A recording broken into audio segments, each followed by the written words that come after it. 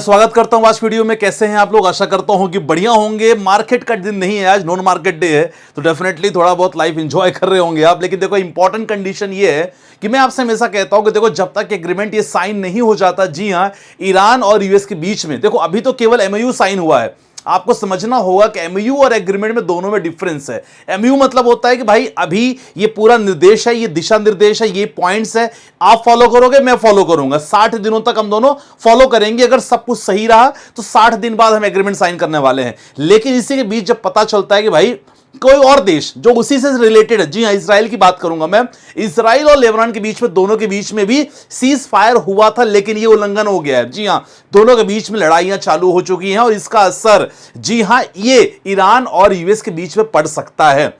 अब ट्रंप साहब भी कुछ ना कुछ बौखला गए इस बात को लेके कि जो एक ऐसा कंट्री, मैं इजराइल की बात कर रहा हूं, जो इनके इशारों पे चलता था, जो ये कहते थे वो करता था। लेकिन अब इजराइल काफी खुश नहीं है। ईरान और दोनों के बीच में इजराइल काफी खुश नहीं है। कहीं ना कहीं इजराइल को धक्का लगा हुआ है कि भाई अब मुझे बॉयकॉट कर दिया है ट्रंप ने। अब उसका असर क्या होगा मंडे के मार्केट को लेकर। लेकिन सबसे पहले, जी हां, ऐसे ट्रेडर समझने की कोशिश करो कि मंडे के मार्केट को लेकर भाई 24,000 का लेवल बहुत अहम लेवल है। जी हां, कैपमिंट का मैंने प्लेटफॉर्म ओपन किया है, एक ऐसा प्लेटफॉर्म जहां आपको 1 महीने तक फ्री ब्रोकरेज मिलता है। एंजॉय करो ब्रोकरेज, कोई एक्स्ट्रा चार्ज आपको नहीं देना पड़ेगा। जो लोग ट्रेडिंग करते हैं उनको समझ में आ रहा होगा, डिस्क्रिप्शन में लिंक डाल दिया है मैंने।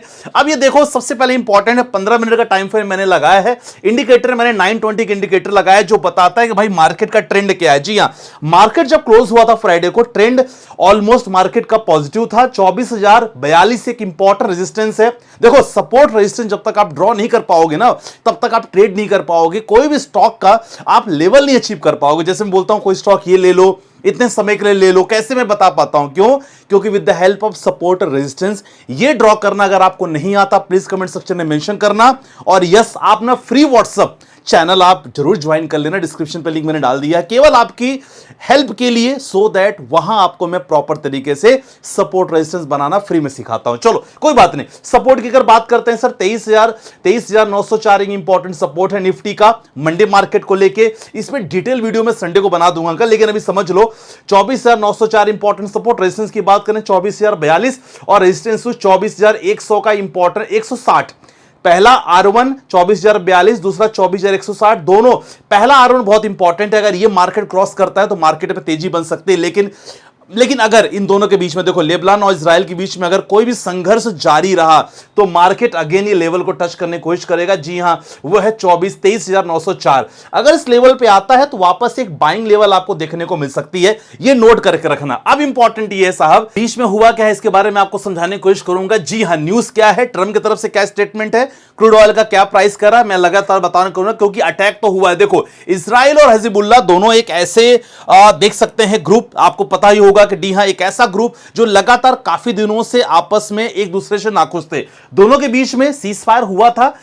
अगर प्रेसिडेंट नेतान्याहू की बात करें जो इजराइल के हैं, तो उन्होंने बीच में आपस में एक समझौता किया था कि चलो ठीक है भाई, अब हम कोई लड़ाई झगड़ा वगैरह नहीं करेंगे। लेकिन इसके बाद अचानक से फायरिंग चालू हो गई और जी हां, इजराइल की तरफ से लेबनान की तरफ को काफी यहां हमले, स्ट्राइक्स आई, जिससे मोर देन 50 सैनिक सोल्जर्स मारे गए और काफी हद तक यह भी कहा जा रहा है कि भाई बहुत सारे आम नागरिकों की भी यहां हत्या हुई है, जो दोनों के बीच में काफी असर हो सकता है। अच्छा, ये दोनों के बीच में जब हुआ, वहां हिजबुल्लाह भी यहां शामिल था, तो बीच में जो जहां मीटिंग होने वाली है, जी हां, अगर बात करते हैं स्विट्जरलैंड में जहां मीटिंग होने वाली है ईरान और यूएस के बीच में, वहां का भी वेन्यू को लेके भी डिसाइड हो रहा है कि भाई हो सकता है कि हमें वेन्यू चेंज करना पड़े। ये भी लगातार बात रही, क्योंकि अगर कंटिन्यू रहा ना दोनों देशों के बीच में, नहीं एक समूह है, एक देश है, तो दोनों के बीच में अगर कंटिन्यू रहा युद्ध तो डेफिनेटली इंपैक्ट पड़ेगा सर, वो भी क्रूड ऑयल पे इंपैक्ट पड़ेगा। अभी हम क्रूड ऑयल का प्राइस देखने की कोशिश करेंगे, क्रूड ऑयल क्या रहा, क्योंकि यहां अगर देखा जाए ना, यहां ये चीज क्लियर है, किसके तरफ से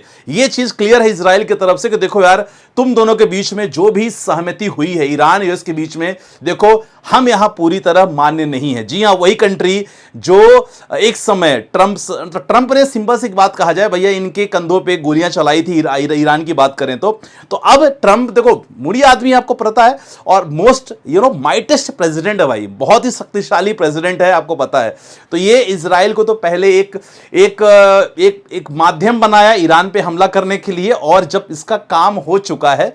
तो ईरान इजराइल को तो इसको बताना जरूरी नहीं समझ रहा है इजराइल को कि भाई हम शांति समझौता कर रहे हैं तो क्यों कर रहे हैं। इसी बीच को लेके इजराइल काफी ना खुन्नस में खाया हुआ भाई ये, और इसी दोनों के बीच में लेबनान पे जो हमला हुआ है लगातार आप देख सकते हैं। अब इस पे ट्रंप ने ये कहा है, देखो ट्रंप का सिंपल है कि भाई ये सिंपल रिक्वेस्ट की है, रिक्वेस्ट क्या बोला, मैं तो मुझे लग रहा है हड़काया ही होगा कि भाई इजराइल से क्लियर कहा है भाई जो भी कर रहे हो आप ना पूरी तरह बंद कर दो, नहीं तो हमसे बुरा कोई नहीं होगा। अगले स्टेटमेंट ये भी कहा कि भाई अगर आपने ऐसा किया, अगर आपने ऐसा बात मेरी नहीं मानी तो जो हाल मैंने ईरान का किया है वो हाल मैं आपका करने वाला हूं। भाई ये किसी का नहीं है, ये बंदा किसी का सगा नहीं है, आप समझ रहे हो। तो यहां दो समूहों के बीच में जो युद्ध हो रहा है डेफिनेटली मंडे की मार्केट को असर पड़ सकता है अगर ये कंटिन्यू रहा तो। हालांकि ट्रंप ने एक बार स्टेटमेंट दे दिया है लेकिन अभी भी युद्ध रुका नहीं है, दोनों देशों के बीच में लगातार चल रहा है। तो अब ऐसे कंडीशन पे एज ए इन्वेस्टर देखो क्या करना होगा, कुछ इंपॉर्टेंट सेक्टर है फोकस करो इस पे। अच्छा इससे रिलेटेड अगर स्टॉक चाहिए, फ्री व्हाट्सएप चैनल है, डिस्क्रिप्शन पे लिंक है, ज्वाइन कर लो। मैं आपको कल मॉर्निंग के अराउंड मैं आपको दे दूंगा कि इससे रिलेटेड कौन कौन सी कंपनी है जिस पे आप फोकस कर सकते हो। यूट्यूब पे मैं नहीं बोल सकता, बहुत सारी रिस्ट्रिक्शन चलती है। जी हां, ऑयल मैन्युफैक्चरिंग कंपनीज फोकस रखना आप, ठीक है ना, क्योंकि काफी हद तक इनका प्राइस गिर चुका है। पेंट इंडस्ट्री खासकर इन पे फोकस रख सकते हो, केमिकल इंडस्ट्री पे फोकस कर सकते हो, फार्मा इंडस्ट्री पे फोकस कर सकते हो, और यस लॉजिस्टिक वाली जितनी भी कंपनियां हैं, हालांकि मैं इसमें मिड कैप और लार्ज कैप कंपनी ही आपको बताऊंगा ग्रुप पे, मैं हर सेक्टर की तीन तीन कंपनियों का नाम मैं आपको बता दूंगा, आप फोकस कर सकते हो डेफिनेटली। ये लॉन्ग टर्म के हिसाब से शॉर्ट टू लॉन्ग टर्म का निवेश करने का नजरिया आप कर सकते हो, इसमें मैं आपको बता दूंगा क्योंकि दोस्तों इसका प्राइस काफी अभी डाउन है, मैं आपको बता दूं, ठीक है। तो इंपॉर्टेंट ये है एज ए इन्वेस्टर क्या करना है सर। अच्छा क्रूड ऑयल आपको बताना भूल गया था, क्रूड ऑयल अभी थोड़ा सा प्राइस इसका बढ़ा हुआ है, देख सकते हो कहीं ना कहीं चिंता है।